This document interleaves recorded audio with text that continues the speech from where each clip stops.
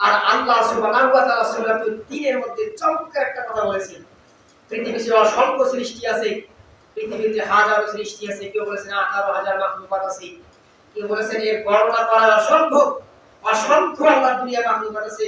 তার মধ্যে সর্বোত্তম কে জানেন? তার মধ্যে সর্বোত্তম আপনি, আপনি, আমরা সবাই।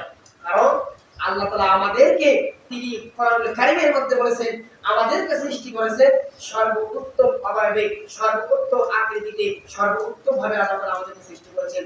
আমরা সব সময় সালাতের মধ্যে বলি, সচরাচর আমরা সালাতের মধ্যে শুনি, তেলাওয়াত করি, লাকাদ খালাকনাল ইনসানা ফি আহসানি তাকওয়িম। সুবহানাল্লাহ। তাহলে আল্লাহ তাআলা বললেন আল্লাহ আমাদেরকে সুন্দর করে সৃষ্টি করেছেন। আল্লাহ তাআলা বললেন আমাদেরকে উত্তম আকৃতিতে সৃষ্টি করেছেন, যা দুনিয়ার আর কোনো আকৃতিতে সৃষ্টি করে নাই। সকল সৃষ্টি মানুষের কাছে সে হার মেনে যায়, মানুষের সৌন্দর্যের কাছে হার মেনে যায়, মানুষের বিবেক, মানুষের বুদ্ধির কাছে হার মেনে যায়। সুতরাং মানুষ আশরাফুল মাখলুকাত, সৃষ্টির সেরা। আপনার কাছে অহংকার আসতেই পারে, যখনই অহংকার আসবে তখনই আপনি হয়ে গেলেন অহংকারী, আর অহংকারের পরিমাণ জাহান্নাম। আল্লাহ রাসূল বলেছেন জাহান্নাম। আল্লাহ তাআলা অহংকারীকে পছন্দ করেন না। সুতরাং চূড়ান্ত ফয়সালা আপনার আমার আপনি নিজেই জানেন।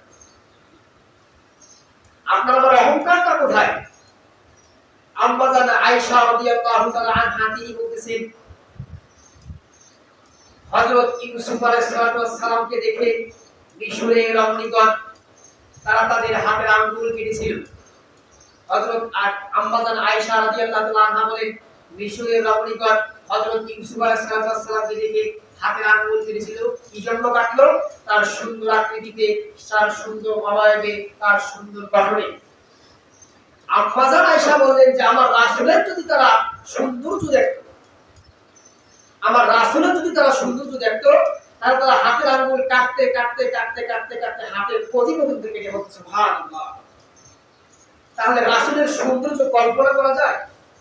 এটা কল্পনার বাইরে তার সৌন্দর্য। সুবহানাল্লাহ। কারণ মিশরের নারীগণ তেনাকে দেখার পর হাত কেটেছে, আঙ্গুল কেটেছে, আর আমার রাসূলকে দেখে তারা হাতের কজি পর্যন্ত কেটে ফেলবে।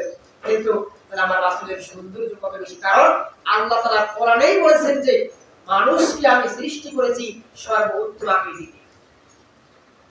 আমার মনে হয় বর্তমান সময়ে হযরত বিলাল রাদিয়াল্লাহু তাআলা আনহুর মতো কারণ সবাই অথচ তিনিও সর্বোত্তম সৌন্দর্য একটা মানুষ। রাসূল বিলালের প্রশংসা করতেন, বিলাল তুমি যখন হাসো তোমার দাঁত দুটো চকচক করে, প্রশংসা দেখেন। তুমি যখন হাসো তোমার দাঁত দুটো চকচক করে, মানে একজন কালো মানুষের মাঝে একটা সৌন্দর্য দেখেন।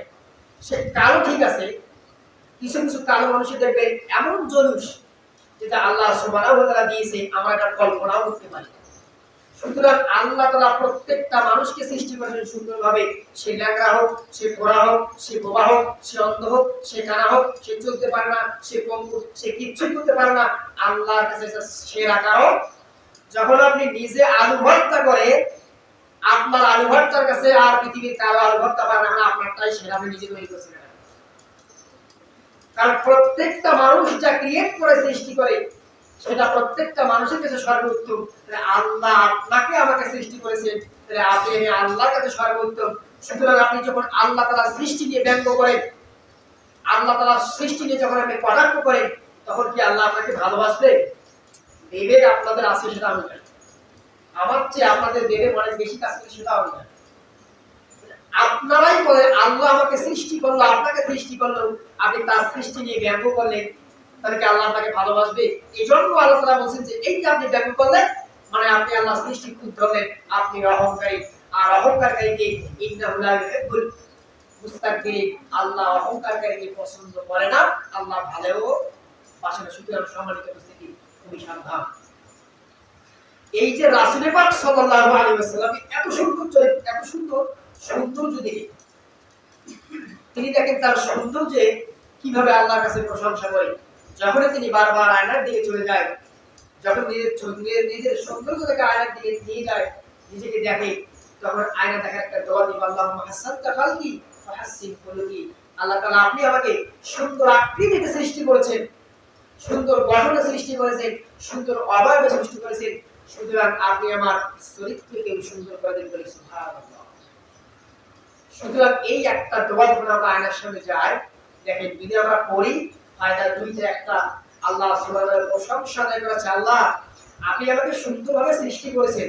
ভালো কথা না, প্রশংসা করা এটা, বাহ আজকে রান্নাটা অনেক সুন্দর হয়েছে, ভাই আপনার দোকানের প্রত্যেকটা জিনিস ভালো, এই সুন্দর আবাদ হয়েছে, বা কি স্বাদ দেয়, এই যে প্রশংসা, দেখেন আল্লাহর প্রশংসা করা হচ্ছে। আর দুই নম্বরটা হচ্ছে আপনার চরিত্রকে, আপনার আখলাককে, আপনার স্বভাবকে, আপনার ক্যারেক্টারকে আল্লাহ তাআলার কাছে ভালো করার জন্য আল্লাহ তাআলা আমার চরিত্রকে আপনি ভালো দিন। একটা দেওয়ার দুইটা ফায়দা। সুতরাং যখনই আমরা আমাদের চেহারা নিয়ে আয়নার সামনে যাব,